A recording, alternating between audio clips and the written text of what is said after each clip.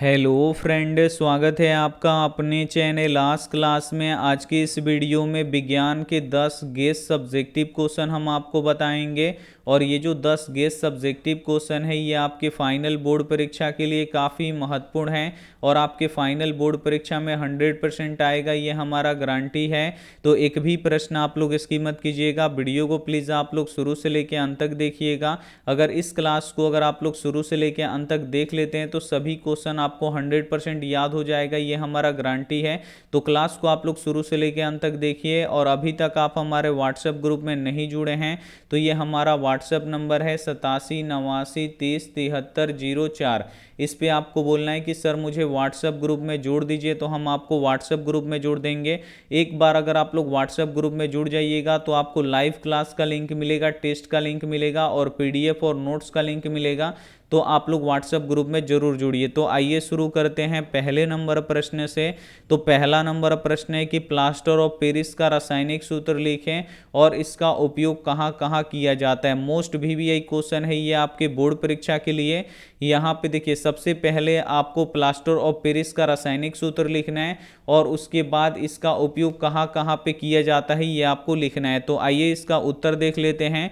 Plaster of Paris का रासायनिक सूत्र CaSO4 इंटू हाफ H2O होता है। प्लास्टर ऑफ पेरिस का रासायनिक सूत्र क्या होता है बाबू? तो CaSO4 इंटू हाफ H2O होता है और इसका रासायनिक नाम कैल्शियम सल्फेट हेमीहाइड्रेट होता है। और प्लास्टर ऑफ पेरिस का रासायनिक नाम क्या होता है बाबू? तो कैल्शियम सल्फेट हेमीहाइड्रेट होता है। अब आगे देखिए यहाँ पे प्लास्टर ऑफ पेरिस का उपयोग। अब यहाँ पे आपको प्लास्टर ऑफ पेरिस का उपयोग लिखना है। तो 1 2 3 जैसे हम यहाँ पे करके लिखें, बिल्कुल अगर आप लोग ऐसे लिख देते हैं तो आपको पूरा का पूरा नंबर मिलेगा। तो यहाँ पे सबसे पहले आपको लिख देना है कि प्लास्टर ऑफ पेरिस का उपयोग, और 1 नंबर में उपयोग आपको लिख देना है कि टूटी फूटी हड्डियों को जोड़ने में। प्लास्टर ऑफ पेरिस का उपयोग हम लोग कहाँ पे करते हैं? तो टूटी फूटी हड्डियों को जोड़ने में प्लास्टर ऑफ पेरिस का उपयोग करते हैं। दूसरा उपयोग कहाँ पे करते हैं? तो मूर्ति और खिलौने बनाने में। तो प्लास्टर ऑफ पेरिस का दूसरा उपयोग होता है मूर्ति और खिलौने बनाने में, या मूर्ति टूट जाती है, खिलौना टूट जाते हैं तो उसको जोड़ने में भी प्लास्टर ऑफ पेरिस का उपयोग किया जाता है। इसका तीसरा उपयोग कहाँ पे करते हैं? तो उपकरणों के छिद्र बंद करने में। उपकरण में अगर कोई छिद्र हो गया है तो उसको बंद करने में किसका उपयोग करते हैं? तो प्लास्टर ऑफ पेरिस का उपयोग करते हैं। चौथा इसका उपयोग है चौक बनाने में। चौक बनाने में किसका उपयोग किया जाता है? तो प्लास्टर ऑफ पेरिस का उपयोग किया जाता है। पांचवा इसका उपयोग देखिए कि अग्निशामक संबंधित सामग्री बनाने में। प्लास्टर ऑफ पेरिस का उपयोग कहाँ पे किया जाता है? तो अग्निशामक संबंधित सामग्री, यानी जो आग बुझाने वाला सामग्री होता है तो उसको बनाने में प्लास्टर ऑफ पेरिस का उपयोग किया जाता है। तो ये क्वेश्चन आपको काफी अच्छी तरीके से समझ में आ गया होगा कि प्लास्टर ऑफ पेरिस का रासायनिक सूत्र लिखे और इसका उपयोग कहाँ कहाँ पे किया जाता है। तो प्लास्टर ऑफ पेरिस का रासायनिक सूत्र CaSO4 इंटू हाफ H2O होता है। इसका रासायनिक नाम कैल्शियम सल्फेट हेमीहाइड्रेट होता है। और प्लास्टिक, यहाँ पे देखिए, प्लास्टर ऑफ पेरिस का उपयोग कहाँ कहाँ पे करते हैं? तो टूटी फूटी हड्डियों को जोड़ने में करते हैं, मूर्ति बनाने और खिलौने बनाने में इसका उपयोग किया जाता है, उपकरणों के छिद्र बंद करने में किया जाता है, चौक बनाने में किया जाता है, अग्निशामक संबंधित सामग्री बनाने में किए जाते हैं। तो उम्मीद करते हैं ये प्रश्न आपको काफी अच्छी तरीके से समझ में आ गया होगा। समझ में आ रहा है तो प्लीज आप लोग वीडियो को लाइक कर दीजिए और चैनल को सब्सक्राइब नहीं किए तो प्लीज आप लोग चैनल को सब्सक्राइब भी कर दीजिएगा। और क्लास को आप लोग एकदम शुरू से लेकर अंत तक देखिएगा, सभी क्वेश्चन आपको 100% समझ में आएगा। आइए देखते हैं अगला प्रश्न। 2 नंबर प्रश्न है कि ओजोन क्या है तथा यह किसी परितंत्र को किस प्रकार प्रभावित करता है। मोस्ट वीवीआई क्वेश्चन है ये आपके बोर्ड परीक्षा के लिए। यहाँ पे सबसे पहले आपको बताना है कि ओजोन क्या है तथा यह किसी परितंत्र को किस प्रकार प्रभावित करता है। तो आइए इसका उत्तर देख लेते हैं। ओजोन ऑक्सीजन का एक अपरूप है। जो ओजोन होता है ये किसका अपरूप होता है बाबू? तो आपको याद रखना है कि जो ओजोन होता है ये ऑक्सीजन का अपरूप होता है। इसका अणु सूत्र O3 होता है। और ओजोन का अणु सूत्र क्या होता है? O3 होता है। यह ऑक्सीजन के 3 परमाणुओं से मिलकर बना होता है। जो ओजोन होता है ये किससे मिलकर बना होता है? तो जो ओजोन होता है ये ऑक्सीजन के 3 परमाणुओं से मिलकर बना होता है। ओजोन परत वायुमंडल के बाहरी सतह में पाया जाता है जो हमें परावैंगनी विकिरण से रक्षा प्रदान करता है। और जो ओजोन परत होता है ये कहाँ पे पाया जाता है बाबू? तो वायुमंडल के बाहरी सतह में पाया जाता है। और जो ये ओजोन परत होता है ये क्या करता है कि परावैंगनी किरणों से हमें रक्षा प्रदान करता है। यानी जो परावैंगनी किरणें होती हैं उसको छानने का कार्य करता है, पृथ्वी तक आने नहीं देता है। परावैंगनी विकिरण हमारे लिए बहुत हानिकारक है। और जो परावैंगनी विकिरण है ये हमारे लिए बहुत ही हानिकारक है। इससे क्या होता है कि मनुष्यों में त्वचा कैंसर होता है और त्वचा संबंधित बीमारियां होती हैं। इसीलिए जो परावैंगनी विकिरण है ये हमारे लिए बहुत ही हानिकारक है। इसी प्रकार यह परितंत्र को नष्ट होने से बचाता है और इसी प्रकार जो ओजोन परत है यह किसी भी परितंत्र को नष्ट होने से बचाता है। तो यहाँ पे आपको समझ में आ गया होगा कि ओजोन क्या है तथा यह किसी परितंत्र को किस प्रकार प्रभावित करता है। तो जो ओजोन परत होता है ये किसका अपरूप होता है बाबू, तो ये ऑक्सीजन का अपरूप होता है। और ओजोन का अणुसूत्र क्या होता है बाबू, O3 होता है। और जो ओजोन होता है ये किससे मिलकर बना होता है, तो ऑक्सीजन के 3 परमाणुओं से मिलकर बना होता है। और जो ओजोन परत होता है कहाँ पे पाया जाता है, तो वायुमंडल की बाहरी सतह में पाया जाता है, जो हमें परावैंगनी विकिरण से रक्षा प्रदान करती है। और जो परावैंगनी विकिरण होता है ये हमारे लिए बहुत ही हानिकारक होता है। इस प्रकार यह परितंत्र को नष्ट होने से बचाता है। तो उम्मीद करते हैं ये भी प्रश्न आपको काफी अच्छी तरीके से समझ में आ गया होगा। आइए देखते हैं अगला प्रश्न 3 नंबर प्रश्न है कि निम्न पदों की परिभाषा लिखें। मोस्ट वीवीआई क्वेश्चन है ये आपके बोर्ड परीक्षा के लिए। यहाँ पे जो ये 3 पद दिया है इसका आपको क्या करना है, परिभाषा लिखना है। पहला है खनिज, दूसरा है अयस्क और तीसरा है गैंग। तीनों का आपको परिभाषा लिखना है। तो आइए इसका उत्तर देख लेते हैं। सबसे पहले हम यहाँ पे पहले पद का यहाँ पे परिभाषा लिखेंगे। तो पहला पद क्या है, खनिज है। तो यहाँ पे हम खनिज का परिभाषा लिखेंगे। तो खनिज क्या होता है बाबू, तो पृथ्वी के परत में उपस्थित धातु युक्त ठोस पदार्थ को खनिज कहते हैं। तो खनिज किसे कहते हैं, तो पृथ्वी के परत में उपस्थित धातु युक्त ठोस पदार्थ को खनिज कहते हैं। ये पहला पद का हम यहाँ पे परिभाषा लिख दिया। अब दूसरा पद का लिखेंगे। दूसरा पद क्या है बाबू, अयस्क है। तो यहाँ पे आपको अयस्क लिखना है और अयस्क का परिभाषा लिख देना है। तो अयस्क का परिभाषा क्या होता है, तो जिन खनिज से किसी धातु को प्रचुर मात्रा में और कम खर्च पर आसानी से प्राप्त किया जा सके वह खनिज उस धातु का अयस्क कहलाता है। तो यहाँ पे देखिए अयस्क किसे कहते हैं, तो जिस खनिज से किसी धातु को प्रचुर मात्रा में और कम खर्च पर आसानी से प्राप्त किया जा सके वह खनिज उस धातु का अयस्क कहलाता है। जैसे एग्जांपल में देखिए एल्यूमिनियम का अयस्क क्या होता है, बॉक्साइड होता है। अब हम यहाँ पे देखिए दूसरे पद का यहाँ पे परिभाषा लिख चुके हैं। अब हम यहाँ पे तीसरे पद का परिभाषा लिखेंगे। तो तीसरा पद क्या है बाबू, गैंग है। तो यहाँ पे आपको गैंग लिख देना है और इसका परिभाषा लिख देना है। तो अयस्क के साथ उपस्थित अशुद्धियों को गैंग कहते हैं। तो गैंग किसे कहते हैं, तो अयस्क के साथ जो अशुद्धियां होती हैं उसे गैंग कहते हैं। तो यहाँ पे आपको खनिज, अयस्क और गैंग का परिभाषा काफी अच्छी तरीके से समझ में आ गया होगा। एक बार फिर से समझा देते हैं कि खनिज क्या होता है, तो पृथ्वी के परत में उपस्थित धातु युक्त ठोस पदार्थ को खनिज कहते हैं। अयस्क किसे कहते हैं, तो जिस खनिज से किसी धातु को प्रचुर मात्रा में और कम खर्च पर आसानी से प्राप्त किया जा सके वह उस खनिज का अयस्क कहलाता है। और गैंग किसे कहते हैं, तो अयस्क के साथ जो अशुद्धियां होती हैं उसे गैंग कहते हैं। तो ये भी क्वेश्चन आपको समझ में आ गया होगा। आइए देखते हैं अगला प्रश्न 4 नंबर प्रश्न है कि अनवीकरणीय ऊर्जा स्रोत क्या है, कोई 2 उदाहरण दे। मोस्ट वीवीआई क्वेश्चन है ये आपके बोर्ड परीक्षा के लिए। यहाँ पे आपको बताना है कि अनवीकरणीय ऊर्जा स्रोत क्या है और कोई आपको 2 उदाहरण आपको लिख देना है। तो आइए इसका उत्तर देख लेते हैं। सबसे पहले हम यहाँ पे समझेंगे कि अनवीकरणीय ऊर्जा स्रोत किसे कहते हैं। तो अनवीकरणीय ऊर्जा स्रोत ऊर्जा के वे स्रोत हैं जिसका भंडारण सीमित है और वो आने वाले समय में खत्म हो जाएगा और एक बार खत्म हो जाने के बाद दोबारा उसे नहीं बनाया जा सकता है। तो उसे अनवीकरणीय ऊर्जा स्रोत कहते हैं। तो अनवीकरणीय ऊर्जा स्रोत किसे कहते हैं, तो अनवीकरणीय ऊर्जा स्रोत ऊर्जा के वे स्रोत है जिसका भंडारण सीमित है और वो आने वाले समय में खत्म हो जाएगा। और ये जब एक बार खत्म हो जाएगा तो इसे हम दोबारा नहीं बना सकते हैं। तो वैसे ऊर्जा स्रोत को क्या कहते हैं, तो अनवीकरणीय ऊर्जा स्रोत कहते हैं। जैसे देखिए कोयला हो गया, पेट्रोलियम हो गया, प्राकृतिक गैस हो गया। कोयला हो गया, पेट्रोलियम और प्राकृतिक गैस, ये तीनों का क्या है, भंडारण बाबू सीमित है और ये आने वाले समय में खत्म हो जाएगा। जितना जल्दी हम इसका उपयोग कर लेंगे उतना जल्दी ये खत्म हो जाएगा। और जब ये एक बार खत्म हो जाएगा तो इसे हम पुनः दोबारा नहीं बना सकते हैं। इसे दोबारा बनाने में लाखों करोड़ों वर्ष लग जाएगा, यानी इसे हम दोबारा बना नहीं सकते हैं। तो ऐसे ऊर्जा स्रोत को क्या कहते हैं, तो अनवीकरणीय ऊर्जा स्रोत कहते हैं। तो ये भी क्वेश्चन आपको समझ में आ गया होगा। आइए देखते हैं अगला प्रश्न 5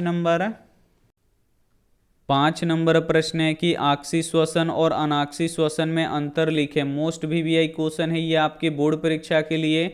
यहाँ पे आपको आक्सी श्वसन और अनाक्सी श्वसन में अंतर लिखना है। तो आइए इसका उत्तर देख लेते हैं।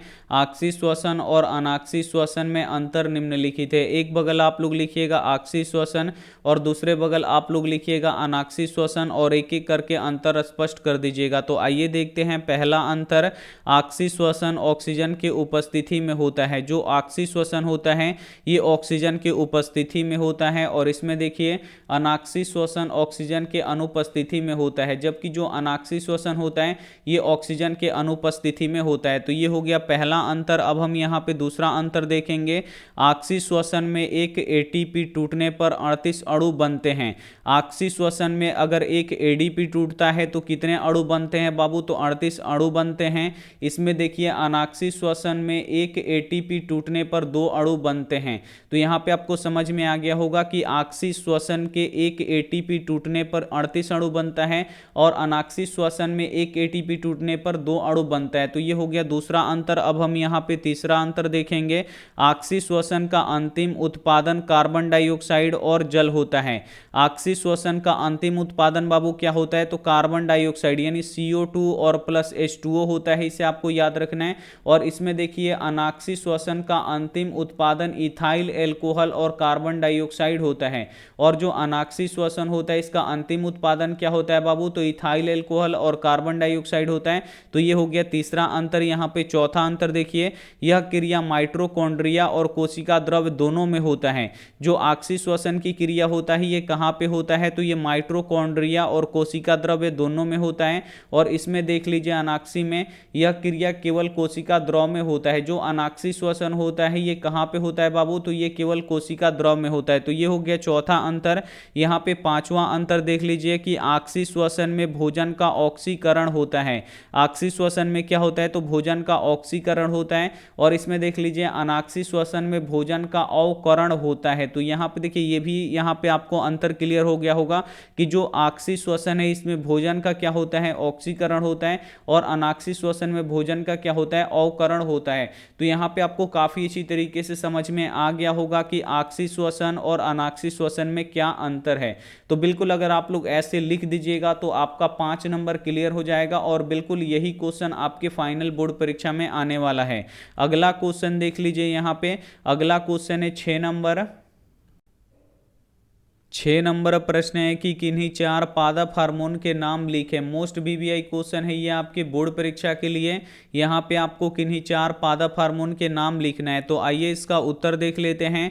4 पादप हार्मोन के नाम निम्नलिखित है। पहला देखिए ऑक्सिन हो जाएगा, दूसरा जिब्रेलिन हो जाएगा, तीसरा एथिलीन हो जाएगा और चौथा एब्सिसिक अम्ल हो जाएगा। अब हम यहाँ पे एक एक करके समझेंगे कि ऑक्सिन क्या है, जिब्रेलिन क्या है, एथिलीन क्या है और एब्सिसिक अम्ल क्या है। तो यहाँ पे हम पहला समझेंगे कि ऑक्सिन हार्मोन क्या है। तो ऑक्सिन को वृद्धि हार्मोन कहते हैं। जो ऑक्सिन होता है ये पादप में इसे वृद्धि हार्मोन के नाम से जाना जाता है। यह तने के शीर्षस्थ भाग में कोशिका विभाजन को तेज कर देता है। जो ऑक्सिन हार्मोन होता है ये क्या करता है? तो ये जो पादप के जो तने होते हैं इसके जो शीर्षस्थ भाग होता है यानी आगे वाला जो भाग होता है इसमें कोशिका विभाजन तेज कर देता है और जो पेड़ पौधे होते हैं वो तेजी से बढ़ने लगते हैं। इसीलिए जो ऑक्सिन होता है इसे वृद्धि हार्मोन कहते हैं और यह बीजों के अंकुरण को बढ़ा देता है। और जो ऑक्सिन हार्मोन होता है ये क्या करता है? तो ये बीजों के अंकुरण को बढ़ा देता है। यहाँ पे पहला आपको समझ में आ गया है ऑक्सिन। अब हम यहाँ पे दूसरा समझेंगे जिब्रेलिन। जिब्रेलिन भी पेड़ पौधों का वृद्धि हार्मोन होता है और जो जिब्रेलिन होता है ये भी पेड़ पौधों में वृद्धि हार्मोन होता है। यह पूरे पौधों में कोशिका दीर्घन में सहायक होता है। और जो जिब्रेलिन होता है ये पूरे पेड़ पौधों में क्या करता है कि जो कोशिका दीर्घन होता है इसमें सहायक होता है और यह बीज रहित फलों के विकास में सहायक होता है। और जो जिब्रेलिन होता है ये क्या करता है? तो ये बीज रहित फलों के विकास में सहायक होता है। तो ये भी आपको समझ में आ गया है। तीसरा देखिए एथिलीन। एथिलीन पेड़ पौधों में गैस के रूप में पाया जाता है। जो एथिलीन हार्मोन होता है ये पेड़ पौधों में गैस के रूप में पाया जाने वाला हार्मोन है और यह फलों को पकाने में सहायक होता है। और जो एथिलीन होता है ये किस लिए सहायक होता है? तो ये पेड़ पौधों में फलों को पकाने में सहायक होता है। अब हम यहाँ पे चौथा समझेंगे कि एफसीसी का अम्ल क्या है। तो एफसीसी का अम्ल पेड़ पौधों में वृद्धि हार्मोन, यहाँ पे देखिए वृद्धि रोधक हार्मोन होता है। जो एफसीसी का अम्ल होता है ये पेड़ पौधों में वृद्धि रोधक हार्मोन होता है। एफसीसी का अम्ल के कारण पेड़ पौधों की पत्तियां विलगित हो जाती है, यानी जो एफसीसी का अम्ल होता है इसके कारण पेड़ पौधों की पत्तियां झड़ जाती हैं। तो यहाँ पे आपको एफसीसी का अम्ल भी समझ में आ गया होगा। तो यहाँ पे प्रश्न था कि किन्हीं 4 पादप हार्मोन के नाम लिखें। तो पहला पादप हार्मोन क्या होता है, ऑक्सीन होता है, दूसरा जिब्रेलिन होता है, तीसरा एथिलीन होता है, चौथा होता है एफसीसी का अम्ल। ऑक्सीन क्या होता है, तो जो ऑक्सीन होता है ये पेड़ पौधों का वृद्धि हार्मोन होता है और ये तने के जो शीर्षस्थ भाग होते हैं उसमें कोशिका विभाजन को तेज कर देता है और यह बीजों के अंकुरण को बढ़ा देता है। ऑक्सीन का ये कार्य होता है। और जिब्रेलिन देखिए, जिब्रेलिन भी पेड़ पौधों का वृद्धि हार्मोन होता है और ये पूरे पौधों में क्या करता है कि कोशिका दीर्घन में सहायक होता है और ये बीज रहित फल, यानी जिसमें बीज नहीं होते जिस पौधों में, यानी देखिए यहाँ पे लिखा गया यह बीज रहित फलों में विकास का सहायक होता है। अब यहाँ पे देखिए तीसरा था एथिलीन। एथिलीन क्या है, तो पेड़ पौधों में गैस के रूप में पाया जाने वाला हार्मोन है और एथिलीन क्या कार्य करता है, तो ये जो पेड़ पौधों के फल होते हैं उसको पकाने में ये सहायक होता है। चौथा देखिए एफसीसी का अम्ल है। तो एफसीसी का अम्ल का क्या कार्य है, तो जो एफसीसी का अम्ल है ये पेड़ पौधों में वृद्धि रोधक हार्मोन है। अगर पूछा जाए कि पेड़ पौधों का वृद्धि रोधक हार्मोन कौन सा है बाबू, आपको जवाब देना है एफसीसी का अम्ल। और एफसीसी का अम्ल के कारण क्या होता है, जो पेड़ पौधों की पत्तियां होती हैं ये विलगित हो जाती हैं, झड़ जाती हैं, इसे आपको याद रखना है। ये भी प्रश्न आपको समझ में आ गया होगा। आइए देखते हैं अगला प्रश्न 7 नंबर। 7 नंबर प्रश्न है कि धोने का सोडा और बेकिंग सोडा के दो दो उपयोग लिखें। काफी महत्वपूर्ण क्वेश्चन है, मोस्ट वीवीआई क्वेश्चन है। यहां पे आपको बताना है कि धोने का सोडा और बेकिंग सोडा के आपको दो दो उपयोग लिखना है। तो आइए इसका उत्तर देख लेते हैं। धोने का सोडा और बेकिंग सोडा के दो दो उपयोग निम्नलिखित हैं। यहाँ पे सबसे पहले हम समझेंगे कि धोने का सोडा का दो उपयोग क्या होता है। तो यहाँ पे हम लिख देंगे कि धोने का सोडा का दो उपयोग निम्नलिखित है। इसका पहला उपयोग लिखेंगे, इसका उपयोग घरों में कपड़ों की सफाई करने के लिए किया जाता है। यहां पे देखिए धोने का सोडा होता है, इसका उपयोग हम लोग कहां पे करते हैं, तो इसका उपयोग घरों में कपड़ों की सफाई के लिए होता है, धोने का सोडा का उपयोग। दूसरा इसका उपयोग कहां पे होता है, तो साबुन तथा कागज के उद्योगों में किया जाता है। जो धोने वाला सोडा होता है इसका उपयोग हम लोग कहां पे करते हैं, तो साबुन तथा कागज के उद्योगों में किया जाता है। तो यहां पे आपको धोने का सोडा का दो उपयोग आपको काफी अच्छी तरीके से समझ में आ गया होगा। अब यहां पे देखिए बेकिंग सोडा के दो उपयोग यहां पे हम लिखेंगे। तो यहां पे लिख देंगे कि बेकिंग सोडा के दो उपयोग निम्नलिखित हैं। यहां पे देखिए पहला उपयोग इसका लिखेंगे कि इसका उपयोग पावरोटी तथा केक बनाने में किया जाता है। जो बेकिंग सोडा होता है, बेकिंग सोडा यानी जो खाने वाला सोडा होता है जिसका रासायनिक नाम क्या होता है, तो सोडियम बाइकार्बोनेट होता है। तो जो बेकिंग सोडा होता है इसका उपयोग हम लोग कहां पे करते हैं, तो पावरोटी और केक बनाने में करते हैं। और इसका दूसरा उपयोग कहां पे करते हैं, तो इसका दूसरा उपयोग हम लोग अग्निशामक यंत्र बनाने में किया जाता है। जो बेकिंग सोडा होता है इसका उपयोग कहां पे किया जाता है, तो अग्निशामक यंत्र बनाने में किया जाता है। तो ये भी क्वेश्चन आपको समझ में आ गया होगा कि धोने का सोडा और बेकिंग सोडा के दो दो उपयोग लिखे। तो धोने का सोडा का दो उपयोग क्या होता है, तो इसका उपयोग घरों में कपड़ों की सफाई के लिए किया जाता है, साफ सफाई के लिए। और इसका दूसरा उपयोग क्या होता है, तो इसका उपयोग साबुन तथा कागज के उद्योगों में किया जाता है। और बेकिंग सोडा का अब यहाँ पे आपको दो उपयोग लिखना है। तो आपको लिख देना है कि बेकिंग सोडा के दो उपयोग निम्नलिखित हैं। पहला देखिए इसका उपयोग पावरोटी और केक बनाने में किया जाता है और इसका दूसरा उपयोग कहां पे किया जाता है, तो अग्निशामक यंत्र बनाने में किया जाता है। अगर जिस तरह हम लिखें बिल्कुल अगर आप लोग इसी तरह लिख दीजिएगा तो आपका एक भी नंबर नहीं कटेगा। अगला क्वेश्चन देखिए 8 नंबर। 8 नंबर प्रश्न है कि मछली, मच्छर, केचुआ और मनुष्य के मुख्य श्वसन अंगों के नाम लिखें। यहाँ पे मछली के श्वसन अंग का नाम लिखना है, मच्छर के श्वसन अंग का नाम लिखना है, केचुआ का श्वसन अंग का नाम लिखना है, मनुष्य के श्वसन अंग का नाम लिखना है। तो आइए इसका उत्तर देख लेते हैं। मछली, मच्छर, केचुआ और मनुष्य के मुख्य श्वसन अंगों के नाम निम्नलिखित हैं। एक नंबर में देखिए मछली का पूछा है, तो एक नंबर में मछली का लिखेंगे कि मछली का मुख्य श्वसन अंग गिल्स होता है। जो मछली होती है ये किससे श्वसन करती है और इसका मुख्य श्वसन अंग क्या होता है बाबू, गिल्स होता है यानी गलफड़ा होता है। दूसरा देखिए मच्छर का पूछा है, तो यहां पे हम मच्छर का लिखेंगे, तो मच्छर का मुख्य श्वसन अंग ट्रेकिया होता है। जो मच्छर होते हैं ये किससे श्वसन करते हैं, तो ये ट्रेकिया से श्वसन करते हैं। तो मच्छर का मुख्य श्वसन अंग क्या हो जाएगा, ट्रेकिया हो जाएगा। 3 नंबर में देखिए केचुआ पूछा है, तो केचुआ का मुख्य श्वसन अंग क्या होता है बाबू, त्वचा होता है। इसे आपको याद रखना है। जो केचुआ होता है ये किससे श्वसन करता है, तो ये त्वचा से श्वसन करता है। चौथा देखिए मनुष्य का पूछा पूछा गया है। तो मनुष्य का यहाँ पे देखिए, मनुष्य का मुख्य श्वसन अंग क्या होता है, तो जो मनुष्य का मुख्य श्वसन अंग होता है तो ये फेफड़ा होता है। तो ये भी क्वेश्चन बहुत ही आसान था, लेकिन बोर्ड परीक्षा में ये क्वेश्चन पूछा जाता है और आपके फाइनल बोर्ड परीक्षा में भी पूछा जाएगा। तो इसे आपको बिल्कुल ध्यान से पढ़ना है, सभी क्वेश्चन को आपको याद कर लेना है। अगर आप लोग सभी क्वेश्चन बिल्कुल ध्यान से पढ़ लीजिएगा तो ये सभी क्वेश्चन आपको यहीं पे याद भी हो जाएगा। अगला क्वेश्चन देख लीजिए, यहाँ पे 9 नंबर क्वेश्चन है कि सोडियम को केरोसिन तेल में डुबा के क्यों रखा जाता है। ये भी मोस्ट वीवीआई क्वेश्चन है, ये आपके बोर्ड परीक्षा के लिए। यहाँ पे आपको बताना है कि सोडियम को केरोसिन तेल में डुबा के क्यों रखते हैं। तो आइए इसका उत्तर देख लेते हैं। सोडियम अत्यंत ज्वलनशील पदार्थ है। जो सोडियम होता है ये अत्यंत ज्वलनशील पदार्थ होता है। सोडियम का संकेत क्या होता है, Na होता है, और इसका परमाणु संख्या कितना होता है, 11 होता है। तो जो सोडियम होता है, और ये सोडियम क्या है, धातु है, इसे आपको याद रखना है। तो सोडियम अत्यंत ज्वलनशील पदार्थ है, ये वायु के संपर्क में आते ही जलना शुरू कर देता है। जो सोडियम होता है ये बहुत ही अत्यंत ज्वलनशील होता है, जैसे ही इसको वायु के संपर्क में लाया जाता है ये जलना शुरू कर देता है। इसीलिए सोडियम को केरोसिन तेल में डुबा के रखा जाता है। इसीलिए हम क्या करते हैं कि वायु से संपर्क से बचाने के लिए इसको क्या करते हैं, केरोसिन तेल में डुबा के रखा जाता है, ताकि ऑक्सीजन से संपर्क टूट जाए और सोडियम सुरक्षित रहे। तो यहां पे आपको समझ में आ गया होगा कि सोडियम को केरोसिन तेल में डुबा के क्यों रखा जाता है। तो जो सोडियम होता है, सोडियम क्या है बाबू, सबसे पहले धातु है, इसका संकेत Na होता है, परमाणु संख्या 11 होता है, और इसके बाह्यतम कक्षा में 1 इलेक्ट्रॉन होता है। और जो सोडियम होता है ये अत्यंत ज्वलनशील पदार्थ होता है, ये वायु के संपर्क में आते ही जलना शुरू कर देता है। इसीलिए सोडियम को केरोसिन तेल में डुबा के रखा जाता है, ताकि ऑक्सीजन के संपर्क टूट जाए, और जब ऑक्सीजन से यह अभिक्रिया नहीं करेगा तो नहीं जलेगा, और इस प्रकार हमारा जो सोडियम होता है ये सुरक्षित रह जाता है। इसीलिए केरोसिन तेल में इसे डाला जाता है। अगला क्वेश्चन देख लीजिए, यहाँ पे अगला क्वेश्चन है 10 नंबर। 10 नंबर क्वेश्चन है कि लैंगिक जनन और अलैंगिक जनन में 5 अंतर लिखें। मोस्ट वीवीआई क्वेश्चन है, ये भी आपके बोर्ड परीक्षा के लिए। यहाँ पे आपको लैंगिक जनन और अलैंगिक जनन में 5 अंतर लिखना है। तो आइए इसका उत्तर देख लेते हैं। लैंगिक जनन और अलैंगिक जनन में 5 अंतर निम्नलिखित है। पहला देखिए, यहाँ पे एक बगल आप लोग लिख दीजिएगा लैंगिक जनन, और दूसरे बगल आप लोग लिख दीजिएगा अलैंगिक जनन, और एक एक करके अंतर स्पष्ट कर दीजिएगा। तो आइए देखते हैं। पहला अंतर, लैंगिक जनन में नर और मादा दोनों की आवश्यकता पड़ती है। लैंगिक जनन में किसकी आवश्यकता पड़ती है, तो नर और मादा दोनों की आवश्यकता पड़ती है। इसमें देखिए अलैंगिक जनन में नर और मादा दोनों की आवश्यकता नहीं पड़ती है।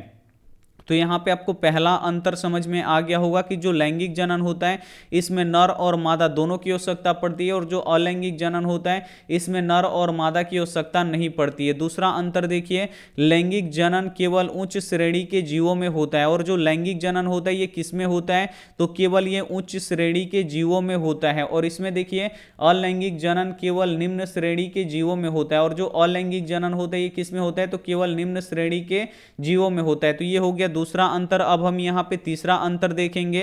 अलैंगिक जनन में निषेचन की क्रिया के बाद जीवों का निर्माण होता है। अलैंगिक जनन में जब निषेचन होता है तो इस क्रिया के बाद क्या होता है कि जीवों का निर्माण होता है।